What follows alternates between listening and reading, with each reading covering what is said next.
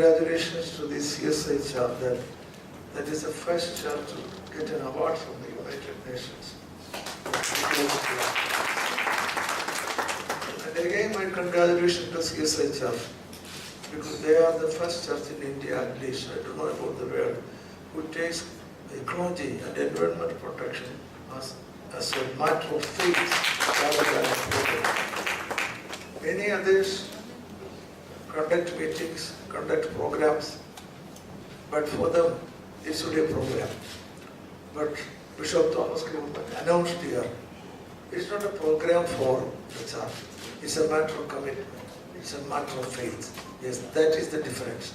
That makes the difference. My hearty congratulations. Well, should the church take part in these activities? Some people think that the church should believe, preach the gospel, go to the church and pray, have a good living here, then go to heaven. Have a better living there. This is nothing but selfishness. Most of us think of ourselves. I should have a good life, so I pray to God. I should have a good job. My family, my children all should be happy. Therefore, I go to the church, pray to God. And then after that, I want a better life. This is the crux of our way of living and faith. But this is not biblical. This is not the gospel.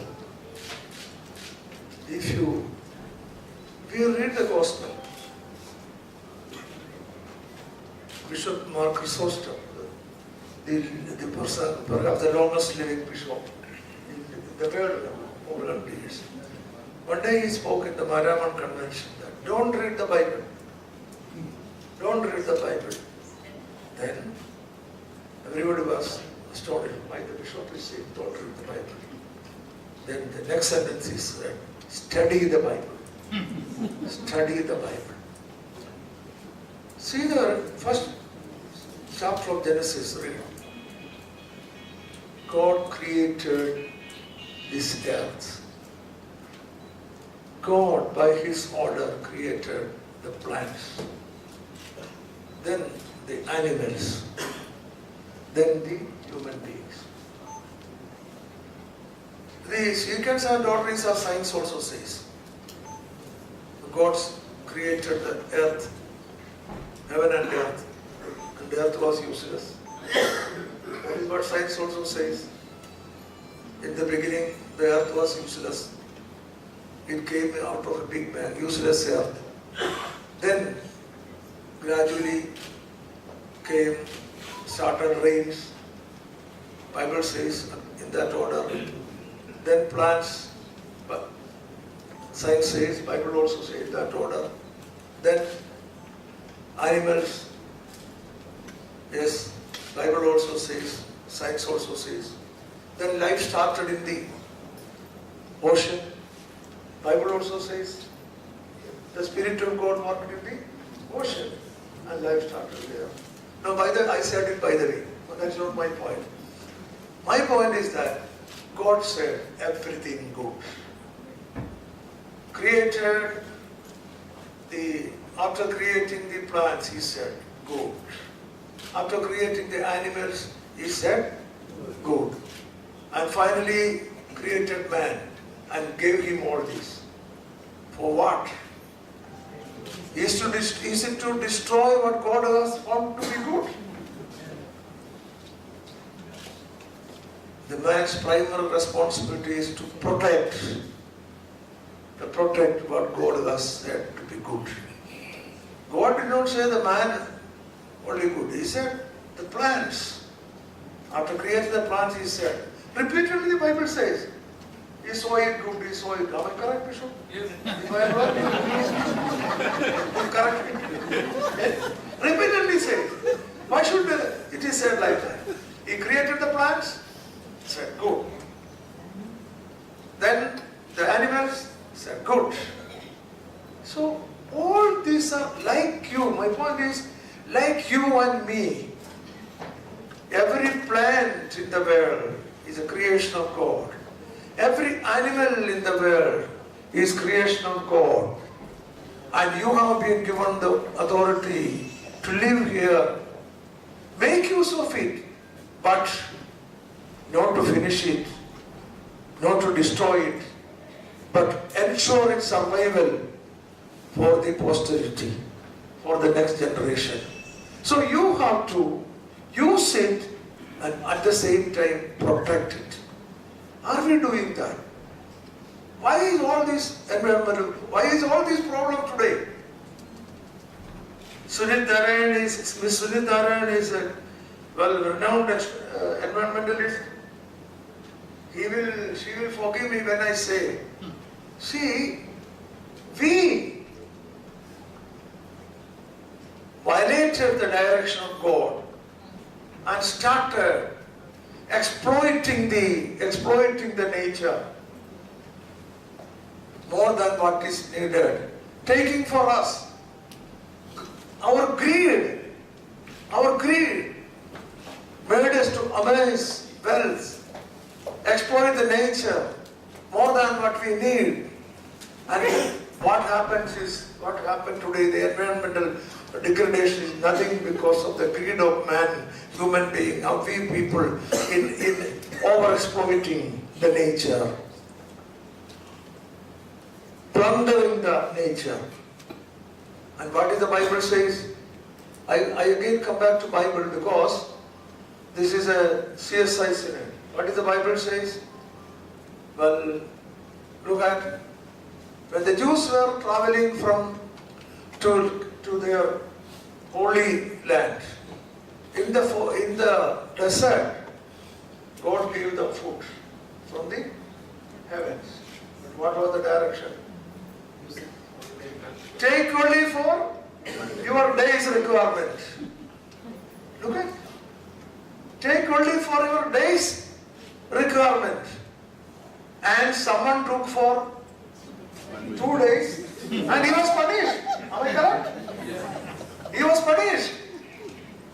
It is a Bible. Second, the prayer that we pray every day, the Lord's Prayer. What is that saying?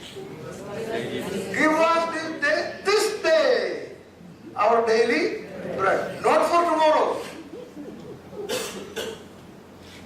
So it is a mandate to the God that you take only what is needed for you today, not a little bit more than that. What are we doing? Therefore, I would say the whole environmental problem is nothing but the creation of man over his greed and his way of life, an extravagant way of life. Now you think of it. Bishop mentioned about the construction of the buildings. Why should we have? Look, go to Kerala, not in Tamil Nadu, go and see in Kerala. Punish buildings. How these buildings are? The rock, that is the cement from the earth, and the manufacturing of cement, you know, is emitting a lot of carbon dioxide, which is causing depletion of the ozone layer. Very dangerous for human living. The cement, take everything. Do we think, I should say the church, Bishop said a very good thing, which I have said it many times. I would request the Bishop go to every church and say this. What is the need of big building for the church? What is it? Say, my God, build, forget the cemetery. You see, people construct big walls around cemetery. One day I asked, what is the need? Do you think that the devils, I'm afraid of devils coming here, or the spirit going out of it? What is the need? See, construction of such big houses. There are thousands and thousands of houses built in Kerala, locked, because nobody will stay. And in some houses there will be the old man and woman. House spending crores and crores of rupees. Is it needed? I can tell you my personal. See, I should say here that also. Matthew Kaushik has come to my house. I believe. There is a house constructed in 1960 by my father. An ordinary house. Of course, 3 bedrooms are there. An ordinary house. Ordinary house. Now, I am going to retire from Parliament. My term is ending 30th of June. So if I am not repeated, I will be retired. So I wanted to come back and stay in that house.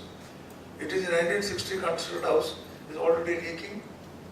And all water out there in an old house, everything is there. And so people advised me to construct a new house. I first thought of planning a new house. Then again I thought, can I renovate it and do it? I tried, yes. The same house, I asked called a contractor, it was renovated, no leakages, the same house, I am sure. If I go for a new house, at least 50 lakhs rupees, and with 1/5 of that, less than 1/5 of that, I can live in this house another 25 years or 50.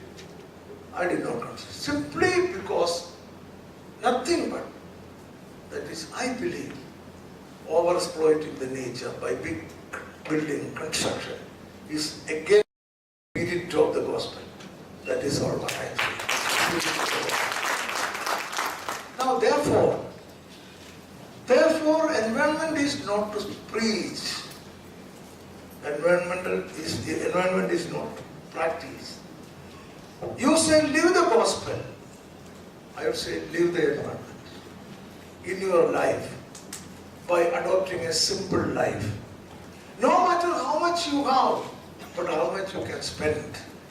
I'll tell you, Mahatma Gandhiji in Sabarmati Ashram, when he was there. Morning, Gandhiji's servant or that roommate or whoever it is, brought him 1 bottle of water. And Gandhiji, while brushing the teeth, did not use that full 1 bottle of water. He kept at least one-fourth of that as balance. Then the servant said, Bapuji, there is enough water. Then why do you spend water like this? Miserly way of using water. Gandhiji said, it is not that how much you have, but how much you need. Take only according to your need, not beyond that.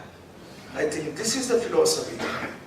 Not only which is Gandhiji says, which is already in the Bible. This is the spirit of environmental protection and ecological protection.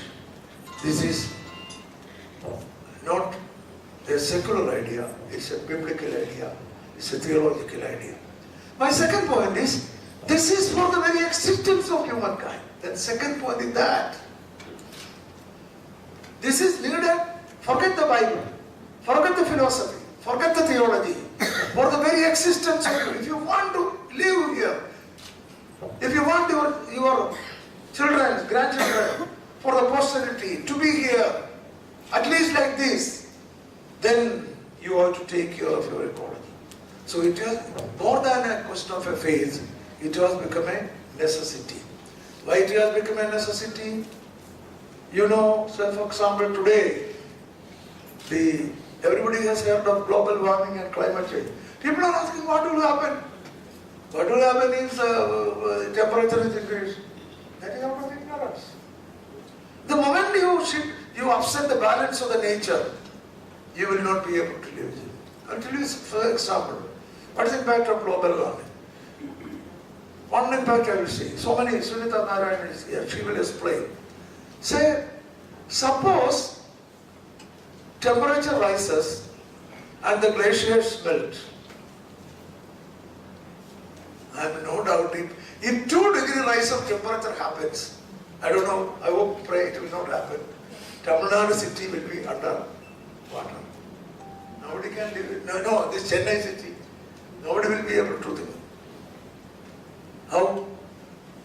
See, the sea level is there because a big quantity of water is stored in the glaciers. And if the temperature increases, it will melt. Well, and what will happen? Not only Tamil Nadu. You know when the tsunami happened, Chennai city, so many coastal cities were affected and a lot of people died, thousands of people died. So therefore, rise in temperature, even 0.1 degree rise in temperature will have an adverse impact on our living. Then again, today we have electricity, lot of electricity. It is coming either from hydroelectric or from fossil fuel. Say coal, we are using coal mostly. What will happen when coal is burned? Carbon dioxide is emitted. Not only when coal is burned, when you use car. So I tell you, I use the word extravagance. Extravagance in any way, I would say, is detrimental to the future of the nature. You think I have money, so I am using.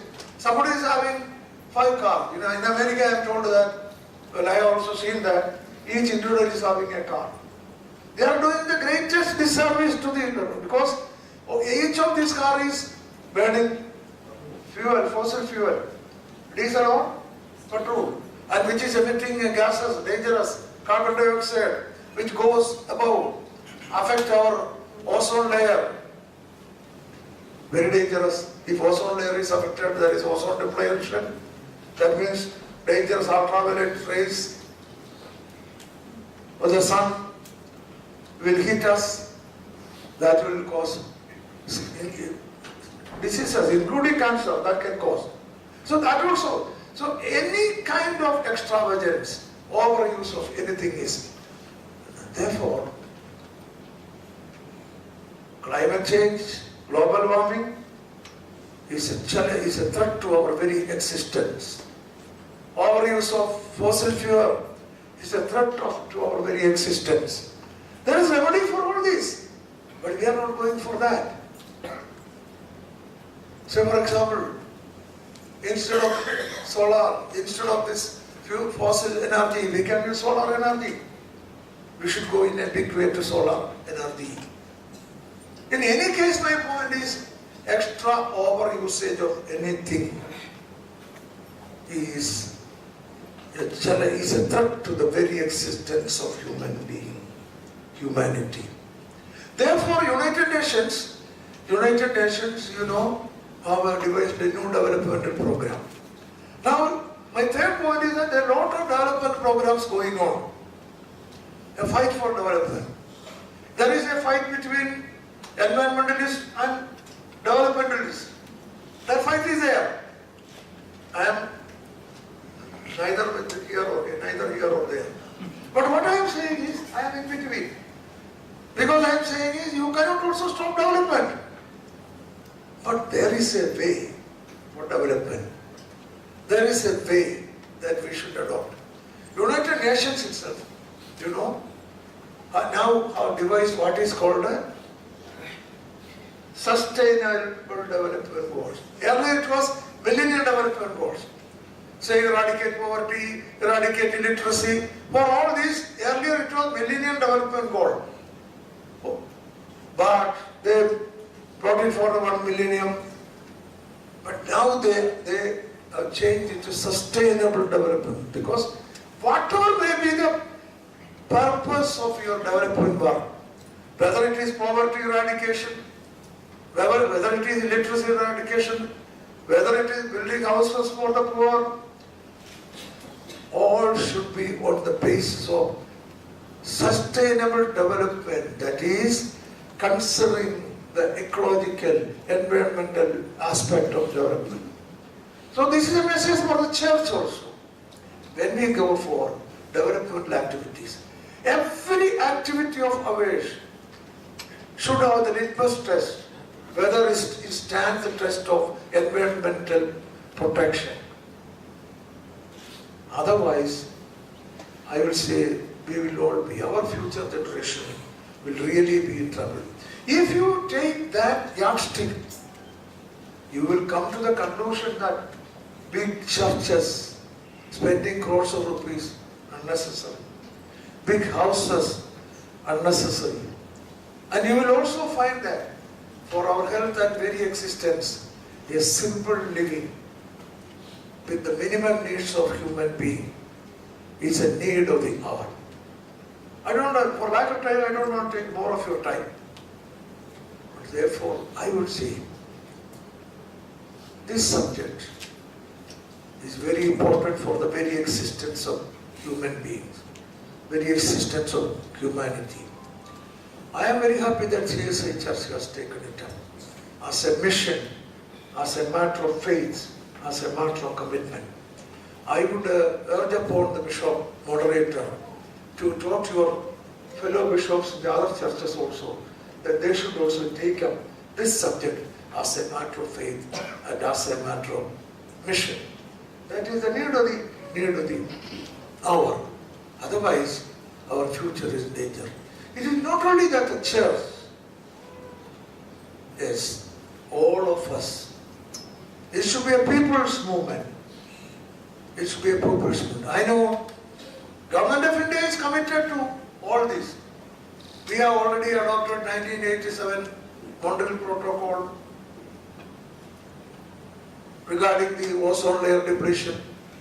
We have ratified the Paris Agreement on climate change. Government of India is fully there. But there is a saying in Malayalam, Grandathile Pasu Pullu Dinnathilla. You know Malayalam? The cow in the book will not eat grass. That is, Government of India is committed, but that will not produce. When the program, how the program can be successful? If the people are coming forward and trying and starting work for the environmental protection. If people are, if it is a popular movement, therefore the need of the hour is that environmental protection should be just not a program, but should become a people's movement where the government, the churches, not only the churches, the other religious leaders, other communities, not only the Christians, the other communities, all political parties, and the whole people of India should cooperate. Then only you will achieve the result. And this is an inevitable program, inevitable action plan, and there should be an inevitable action plan for this, for the whole country. I have no doubt about it.